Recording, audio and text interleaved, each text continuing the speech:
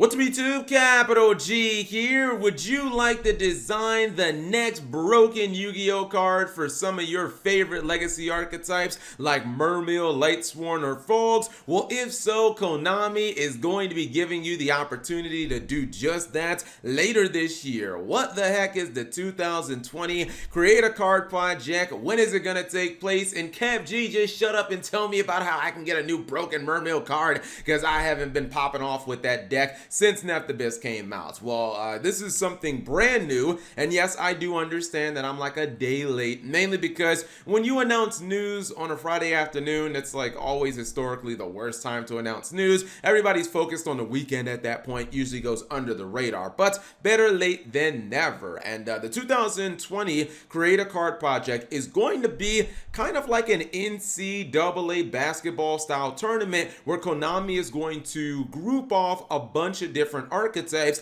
and then we're going to pick a winner of those archetypes, and that card or that archetype is going to be receiving a card that's actually going to be designed by us, the players. And you know, I'm not sure if it's going to be a monster, a spell, or a trap card, but the effects of the card and maybe even the typing of the card is largely going to be decided by us, the players. And I just have to say before I go even further, I'm really liking this. I don't know if you guys have really noticed this initiative by Konami, but it feels like they've been a lot more interactive over the last couple of years. You guys know that most of this largely started with the 20 archetype voting, and then they did that again this year with the 10 archetype voting, you know, kind of, you know, putting it on a smaller scale. And now we're doing not only more archetype voting, but we're also going to be designing the cards. This feels kind of like the epitome of interaction with your community. And I'm going to show you guys the archetypes. We'll talk about them, and we'll talk about some of the cards that maybe we could see designed, because this is only going to be a single card, which might actually sway some people's votings or some people's votes and maybe some people's opinions. I'll also talk about what I believe is most likely to win. So first off, the 16 archetypes that we are going to be voting on. And again, this is going to be not just like one big round of voting like with the structure decks. This is actually going to be kind of a, you know, a bracket tournament style voting. So on, I guess, the left side of the bracket, we have the Weather Painters, and we have Gradle. That's going to be like your first matchup. We also have Dino Mist and Lightsworn that are going to be pairing off. I think that's going to be incredibly one-sided. You guys can use your imagination on what archetype I think is going to win in a landslide for that matchup. We have Valkyrie versus Insectors. We then have Sylvans versus Cyber Angels. And I guess you could say this isn't just, well, no, it is pretty much like a bracket. I was going to say it's kind of like all playoffs with most sports. I guess maybe not the NFL, but hockey and baseball and stuff like that. We've got on the other side of the bracket, Fire King's going to be facing off against X-Sabers. Fortune Ladies versus Hazy Flames.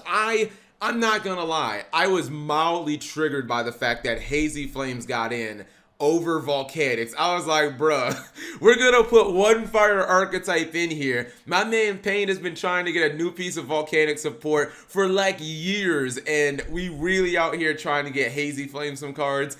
Like, does anyone even know? Like, who even remembers Hazy Flames? I was mildly triggered by that. By the way, I know Fortune Ladies might not be the most popular archetype, but Hazy Flames had better not win this. I mean, seriously. Like, they should get bodied by Fortune Ladies.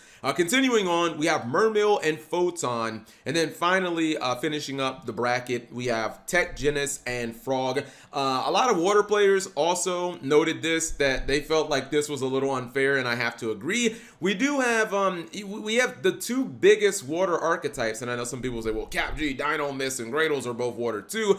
Yeah, I guess, but we clearly know when it comes to like historic water archetypes, if you're just naming the best, you know, yeah, you're gonna get Necros and stuff, but Mermail and Frog are going to be pretty far up there. I mean, these were both like meta decks, and they were both really strong. I don't love the fact that Konami put Mermail and Frog on the same side of the bracket, not to mention they're gonna have to like knock each other off by the second round. So that, to me, that just feels like, man, these seem like two of the powerhouses in this archetype voting, and it just seems like it's such a shame that they're going to have to knock them off, or one of them is going to have to go fairly early. Now, as for the archetypes themselves, I think that this is a good batch. If you're gonna pick 16, a lot of these, they were not in the 20 archetype voting, so I do think it is cool to see some fresh new faces. Obviously, you guys know the Yu-Gi-Oh card game. We have hundreds and hundreds of archetypes. There's no shortage of archetypes to put in these type of polls, and I would probably say that my favorites would be Lightsworn, Mermail, and probably Frogs. I think most people's betting favorite would probably be Lightsworn because it is such a historic deck. It has been a meta deck for so long and it's incredibly popular.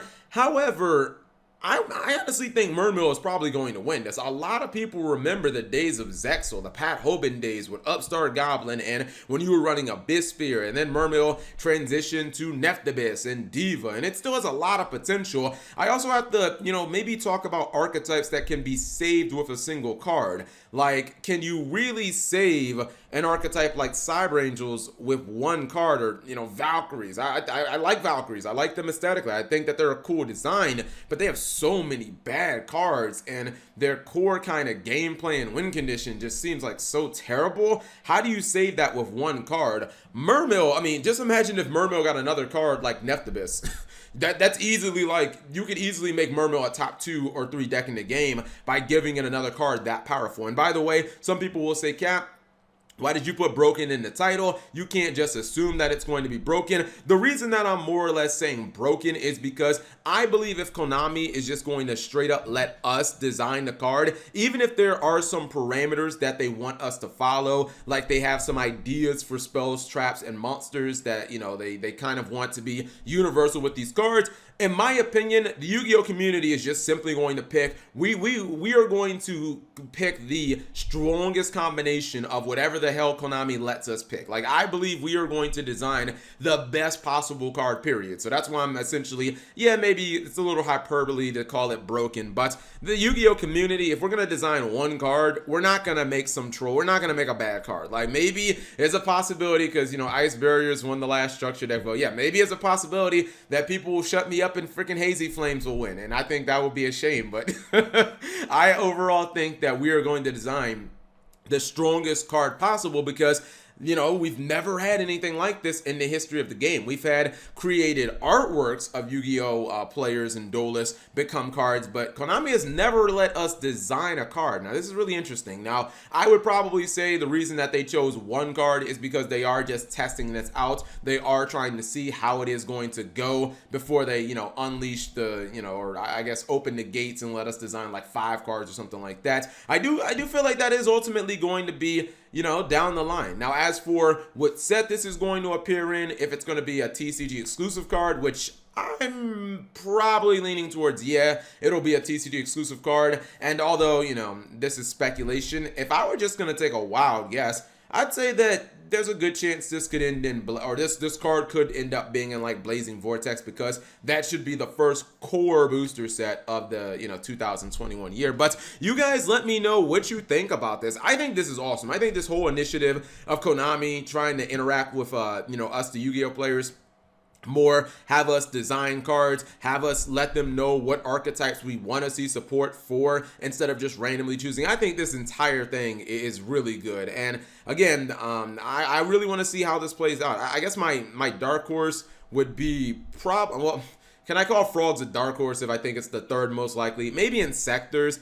is a dark horse, but some of these archetypes I just don't know. Can you save Gradle with one card? So I don't know. I would really like to see Valkyries like become a meta deck, but God, there's so much work Konami would have to do. Anyways, whatever you guys think, you leave that in the comment section below. Who are you going to vote for? I believe the polls are going to be posted on Twitter, and all the links should be in this video that Konami posted. Of course, I will have this video in the description of my video, so you guys can just go over here and watch this video as you see fit. Who are you guys going to vote for? Who do you guys want to see win? What type of card do you want to see? Spell Trap or a monster card? Thank you guys for watching. As always, subscribe if you have not already, and turn on that notification bell for daily videos.